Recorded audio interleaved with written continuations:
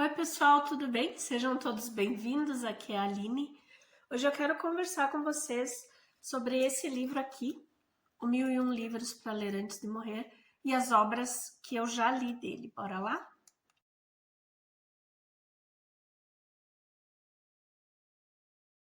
Então, pessoal, esse livro aqui ele é bem famoso, assim, aqui no YouTube. Muita gente que faz vídeos sobre livros, em algum momento fala sobre esse livro aqui. E é um livro que eu tenho ele assim como um livro para pesquisa, tá? Tem diversas obras aqui que eu não tenho a menor intenção de ler. Algumas eu já li, algumas eu quero ler, sim, a lista que eu quero ler é muito maior. Mas ele não é assim um livro quero ler tudo, sabe? Quero ler algumas obras que estão aqui. E ele é dividido, para quem ainda não teve contato com ele é dividido em 3 partes, tá? Ele tem assim, ó, antes de 1800, que são todas as obras que sobreviveram anteriores ao século XIX. Aí nós temos anos 1800, e aqui são as obras do século XIX. E aqui nós temos anos 1900, que começam as obras do século XX. E ele vai até aí, até algumas obras do século XX, até o final do século XX. E eu já tinha feito um vídeo, e eu tinha postado aqui no canal, sobre as obras que eu tinha lido do século XIX. Eu não sei o que aconteceu, se eu, sem querer, apaguei o vídeo, se eu não sei. Eu sei que eu fui procurar o vídeo e ele não tá mais aqui. Então, com certeza, né, a minha falta de entendimento sobre deve ter feito eu cometer esse ato falho e excluído, sei lá o que eu fiz, gente, não tá mais aqui. Então, eu vou falar um pouquinho sobre as obras que eu já li, até porque agora tem mais obras desse período que eu li, que são as do século XIX, tá? E eu espero que vocês gostem. Vamos lá. Até quero baixar um pouco aqui a câmera, deixa eu ver se eu consigo mostrar para vocês melhor. Ó. Eu marquei, eu quero ler, que eu já li. Aqui daí nós vamos ter assim, ó, livros anteriores a 1800. A gente já começa aqui com As Mil e Uma Noites, que eu quero muito ler, mas não vai ser nesse momento, infelizmente. São diversas obras. Aí depois a gente vai ter aqui no anos 1800. A gente vai ter assim, pessoal, o nome da obra, um resumão ou algumas críticas. A gente vai ter alguma coisa do autor em algum momento. Basicamente, esse livro ele é um manual de leitura, sabe? Tu vê ele, tu consegue acompanhar diversas obras. Tem algumas obras que nem foram traduzidas para o português aqui. Tem algumas que na época que esse livro foi publicado no Brasil não tinha tradução e agora tem. Então, é isso aí. Tá? E aqui a gente vai passar pelos séculos. E aqui, ó, chegamos aos anos 1900. Daí também a gente vai ter a mesma função, ó. Um pouco sobre a obra. Tem algumas imagens de teatro, tem fotos, assim, de autores. É bem interessante. Mas ele é mesmo um glossário, assim, para a gente ir pesquisando sobre obras famosas da literatura.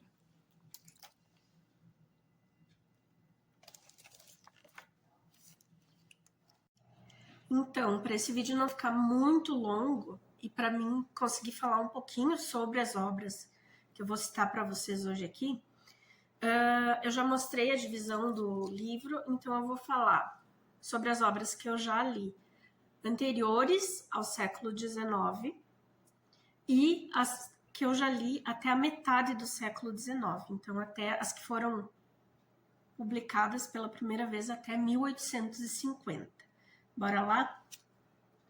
A primeira obra que eu tenho aqui, ela foi publicada pela primeira vez em 1765, que é o Castelo de Otranto, que ela foi escrita por Horace Walpole. Ele era um nobre e que ele recebeu um castelo, uma construção enorme da família dele, e ele foi se refugiar lá num período da vida onde ele escreveu essa obra. E essa obra, O Castelo de Otranto, ela é considerada a primeira obra gótica. É ela que dá o título de gótico para esse segmento da literatura. E também das características, que é esse lugar, o castelo, no caso, uma construção muito antiga. Essa questão do vulto, do ser ou não ser, sabe? Aqui a gente vai ter algumas passagens assim que o personagem vai ver um vulto, vai achar que é um fantasma, vai imaginar que é um parente, enfim. E também essa questão da pessoa prometida, sabe? Aqui a gente vai ter a história de no momento ele é um rei, numa região onde ele é considerado um usurpador. Para acabar com esse título de usurpador de vez, ele quer fazer o casamento de um filho dele com uma moça que é parente dos verdadeiros donos daquela terra. E só que daí umas coisas muito estranhas assim vão acontecer. Tipo, no dia do casamento, tá lá a noiva, tá lá o filho era muito doente. E quando o filho tá se encaminhando pro casamento, cai a cabeça de uma estátua de um guerreiro em cima dele. Tipo, uma coisa assim, surreal. E aí vão começar a dizer que isso é um presságio, que ao mesmo tempo chega um homem novo no povoado ali, e vai dizer que ele estava passando pela igreja quando ele viu a imagem de um mártir deles lá se movimentar, alguma coisa assim. E aí a gente vai ter essa procura pelo verdadeiro herdeiro, a gente vai ter essa história do usurpador enlouquecendo porque ele quer se manter ali. Aí, como o casamento não deu certo com o filho, ele vai tentar pegar essa moça para ele. Daí ele quer planejar a separação da primeira esposa dele, né? Ele quer o divórcio, digamos assim. Então, assim, ele trata com diversas histórias, assim, diversas questões, na verdade, bem presentes na Idade Média, sabe? E aqui ele vai ter a história de um padre junto que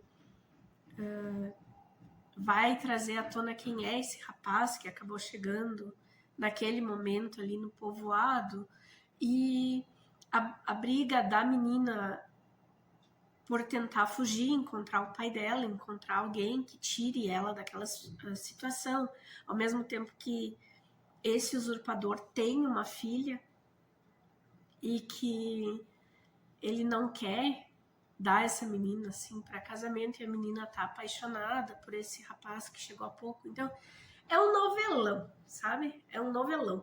Mas, eu queria ter lido ele antes, sabe? Porque como a gente já tem, principalmente quem vivenciou a década de 90, a gente tem um repertório muito grande com histórias que beberam nessa fonte aqui. Então, acaba que nada que a gente lê aqui agora, né, é novidade.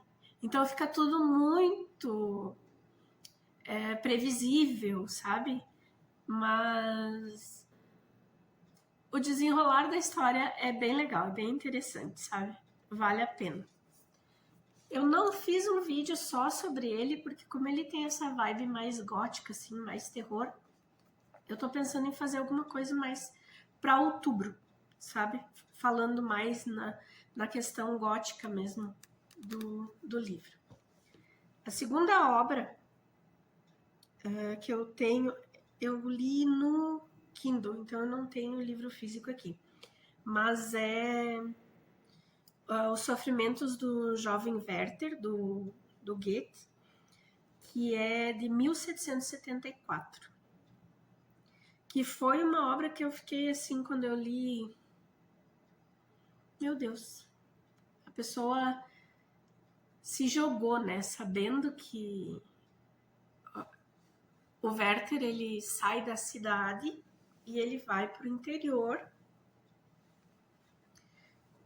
e ele se apaixona por uma menina que ele sabe desde o princípio que essa menina é comprometida. Então, tipo, é um amor platônico e vai ser um amor platônico porque ela já tem um noivo, ela já tá predestinada a alguém. E mesmo assim, a intensidade com que ele se joga nesse sentimento, assim, sabe? Ela se tornar tudo para ele. É um romance bem pesado, assim, bem... dá dó e ao mesmo tempo a gente fica pensando, meu Deus, você sabia que isso não iria acontecer, sabe? É um mix de feelings, assim. Mas foi interessante. Seguindo aqui, eu vou falar as duas próximas obras, porque elas estão no mesmo livro, tá? E são da mesma autora, na edição que eu tenho, que é Razão e Sensibilidade e Orgulho e Preconceito, da Jane Austen. Razão e Sensibilidade foi publicado pela primeira vez em 1811 e Orgulho e Preconceito em 1813. Aqui nós vamos ter em Razão e Sensibilidade uma história que fala muito de uma família, principalmente de duas irmãs, onde uma é muito razão, ela é muito cabeça, assim, ela se preocupa demais com a família, com as irmãs, enfim. E a outra quer achar um marido, mas quer achar um marido bonito, ela não calcula, assim, o que realmente pode ser da vida, sabe? Ela tem a mentalidade mais romântica das duas, digamos assim. E Orgulho e Preconceito, que é um clássico mais lido da Jane Austen, eu acho, que é a história da Elizabeth e do Mr. Darcy, que ela é filha de uma família que só tem meninas. Então, quando o pai dela falecer, até as terras que eles têm vão ficar para um primo, né, para um parente, porque ele não deixou um descendente masculino. E o Mr. Darcy é um aristocrata que tem muito dinheiro e que demonstra certo preconceito com a família dela, mas que depois acaba se apaixonando por ela, enfim. E nós temos esse clássico. Razão e Sensibilidade tem uma adaptação para o cinema, que eu acho que é do início dos anos 2000. Se eu achar, eu deixo aqui, tá? Na descrição do vídeo. E Orgulho e Preconceito também tem. Se eu achar, eu deixo aqui indicado também na descrição, tá? Depois, nós vamos ter um dos meus queridinhos da vida, que é Frankenstein, publicado pela primeira vez em 1818, escrito pela Mary Shelley, enquanto eu ainda era uma mocinha, né? Ela começou a escrever antes dos 20 anos, essa obra. E o que dizer desse livro? Quando eu li Frankenstein, gente, assim, eu fui com aquele Frankenstein da cultura pop, sabe? Que a gente sabe que é um médico que resolve dar vida para juntar pedaços de outros seres humanos e dar vida. E que ele consegue esse feito. E ele cria um monstro. Basicamente era isso que eu sabia da história. Para minha grata surpresa, esse livro me surpreendeu demais. Ele é muito maior do que eu poderia imaginar.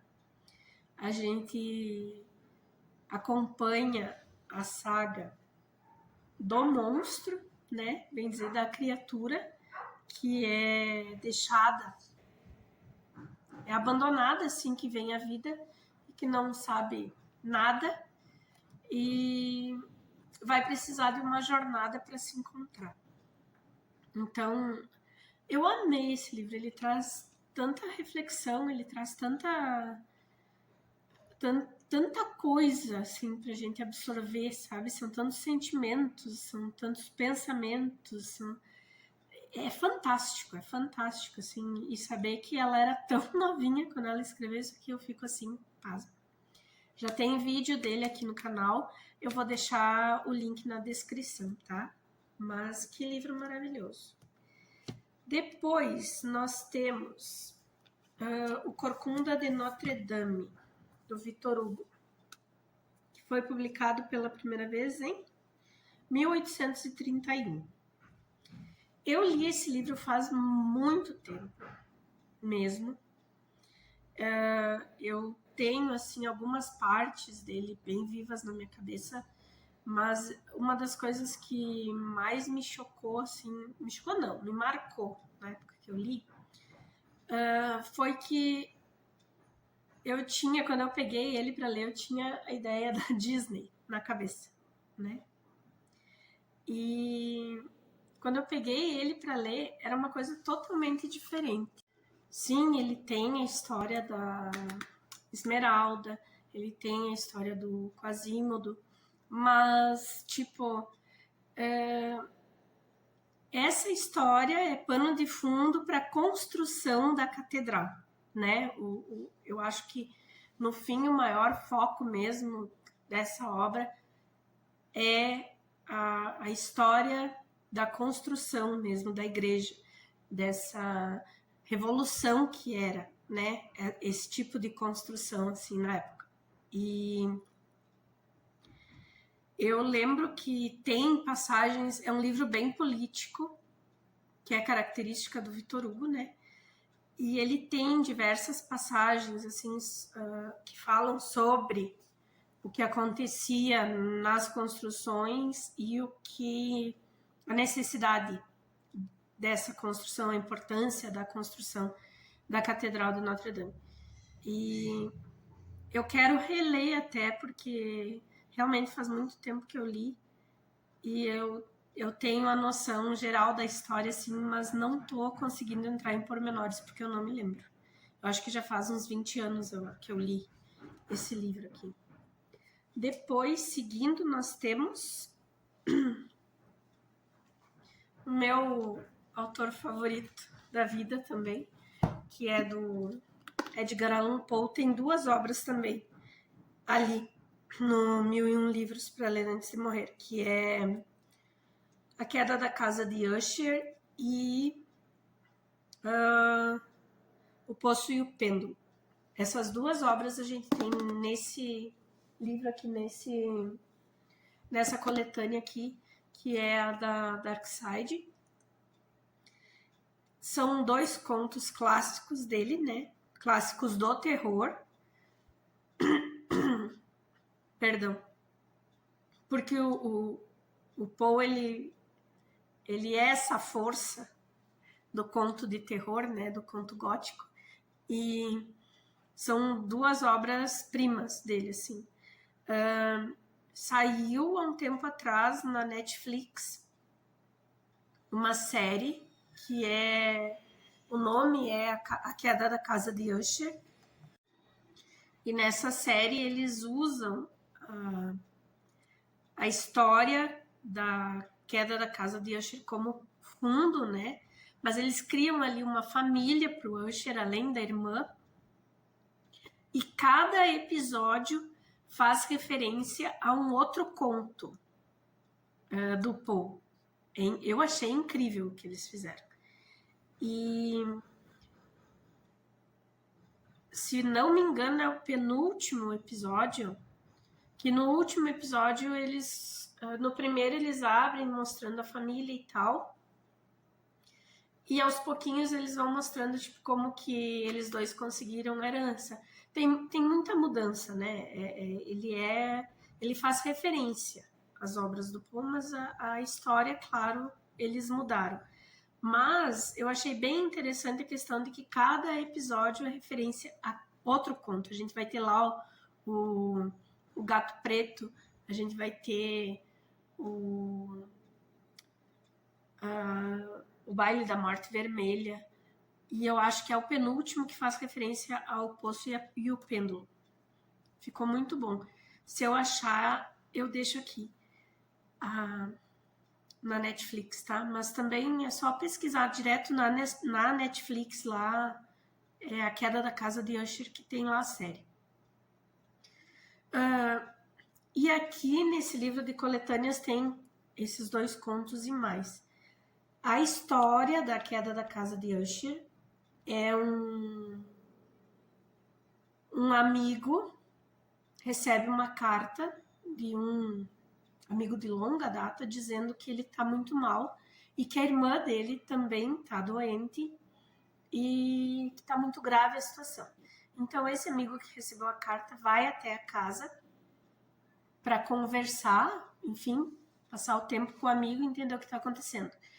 E aí a gente vai ter toda aquele cenário bem gótico, aquela coisa maravilhosa, aquela descrição tão boa que só o Poe consegue, né? Que é incrível. E aí ele vai ver primeiro a irmã perecer pela doença, e enquanto eles vão relembrando algumas coisas que eles viveram, assim, o irmão também tá doente, mas é um conto muito bom. E o Poço e o Pêndulo é outro conto clássico do Poe, que é um conto que ele é agoniante, na verdade, porque você tem aquela pessoa que está ali presa, que está vendo aquele pêndulo vindo na sua direção e que ele não vai sair dali, e ele começa a repensar e a pensar diversas coisas, assim, é maluco, mas é uma obra de arte. Eu amo. Eu não falei, né, mas o Poço e o Pêndulo é de 1843 e A Queda da Casa de Usher é de 1839. O próximo que eu tenho aqui é Jane Eyre, da Charlotte Brontë, que foi publicado pela primeira vez em 1847. Eu não li o tanto quanto eu gostaria de ler das irmãs Brontë ainda. Eu já li Jane Eyre e eu li um de cada, eu acho, para dizer a verdade. E eu quero ler mais. Mas Jane Eyre, a gente vai ter a história de uma órfã que vai passar pela família de um tio, vai passar por um orfanato e depois ela vai sair para trabalhar numa casa. E a gente vai ter toda a história de formação dessa personagem, assim, é um livro que é longo. E a gente vai acompanhar todas as escolhas que a Jane Eyre vai fazendo no decorrer da sua vida. A gente vai ver o sofrimento todo que ela teve de criança por estar com uma família que nunca acolheu de verdade ela, sabe? Que era uma família que ela se sentia acolhida pelo tio, mas logo o tio faleceu, então ela ficou com aquela tia que não era tia e que não fazia questão de tratar ela como membro da família. Aí a gente vai ver que ela vai para um orfanato, onde ela vai encontrar uma amizade verdadeira e belíssima, assim, embora curta. Ali ela vai ter referência do que ela quer ser em algumas professoras. Depois ela vai cuidar de uma casa e todas as paixões que ela vai ter, né? Todas. A paixão que ela vai ter e como ela resolve lidar com toda a história dela e encarando o que realmente ela quer, a pessoa que ela ama e com quem ela quer ficar. É muito bom, é uma obra muito boa também, tá? Depois, nós vamos ter uma pilha de livro aqui do lado já. Da Emily Brontë, O Morro dos Ventos Uivantes. Esse aqui foi publicado pela primeira vez no mesmo ano que a Jane Eyre, em 1847. E esse aqui é um clássico que é um dos meus queridinhos da vida. Primeira vez que eu li esse livro, eu era adolescentinha e eu não gostei tanto, sabe? Porque é uma história de amor, mas é uma história de como não ser quando você está apaixonado, sabe? Como não amar alguém. Pois então, é esse livro aqui. Porque aqui a gente vai ter aquele amor de posse e aquele amor que magoa, sabe? Que quando você é magoado, você só quer retribuir, quer que aquela pessoa também se sinta assim. São dois personagens muito fortes, o Heathcliff e a Catherine. Mas é uma história, gente, que assim, eu li depois. Eu acho que a segunda leitura que eu fiz dele foi em 2020. E tudo que eu não tinha gostado da primeira vez, eu entendi. Eu costumo dizer, né, tipo, a leitura, ela vai do momento da vida que a gente tá e da bagagem que a gente carrega. Então, lá com os meus 16, 17 anos, quando eu li, eu não tinha nada de bagagem, digamos assim. E agora, quando eu reli, eu já era adulta, eu já tinha uma visão de mundo bem mais complexa e eu amo barra odeio essa história. Eu acho que é por isso que é um clássico e é por isso que ele conquista tantas pessoas, porque ele não... A história está sendo contada por uma criada. Aqui a gente não vai ter, não é nenhum deles dois que conta a história, né? Vai ser uma criada que trabalhou naquela casa há muito tempo, que criou os dois, e ela vai contar o que ela lembra da história. E ao mesmo tempo que ela sentia, assim... na verdade, ela diz que o Heathcliff já era meio estragado desde que chegou ali, porque era um guri quieto, um guri, né? E também, assim, para quem não leu ainda O Morro dos Ventos Uivantes, a gente vai ter a história de uma família onde o pai costumava sair para viajar e tinha dois filhos, uma menina e um menino. E quando, em determinada viagem, esse pai volta, ele traz um ciganinho que ele diz que encontrou e que adotou. Esse ciganinho é o Heathcliff. Ele vai ficar morando com essa família e durante a adolescência, ele e a filha, a Catherine, eles vão se apaixonar um pelo outro. Só que chegando na fase um pouquinho mais madura da adolescência, a Catherine vai escolher um outro marido. Ela vai escolher um homem que também é rico, que também tem posses. O Heathcliff com isso se sente totalmente menosprezado e ele sai daquela propriedade e ele vai para a guerra, porque era o jeito dele conseguir dinheiro, né? Ele ele vai como soldado e ele vai galgando honrarias no exército e ele volta anos depois muito rico. E ele quer esfregar essa riqueza na cara da Catherine, tanto que o irmão da Catherine, que ficou com a fazenda que eles tinham na época, ele põe a fazenda à venda, porque ele jogou dinheiro no lixo. E o Heathcliff vem e compra essa fazenda. Ele quer esfregar na cara da Catherine, bem dizer que... E daí eles têm um jogo de maldade, de perversidade entre os dois, assim. E ela acaba adoecendo, enfim. E a gente aprende tanto, gente, com essa história de como não ser, né? Na verdade, porque ninguém ganha nada com isso, é terrível, eles passam os dois a vida mal por essas escolhas, né? E quem sofre são os outros jovens que estão aqui na história. Mas, pra mim, gente, é uma obra maravilhosa, tá? Tem vídeo já sobre ele aqui no canal, vou deixar aqui na descrição, falando mais sobre a obra, tá?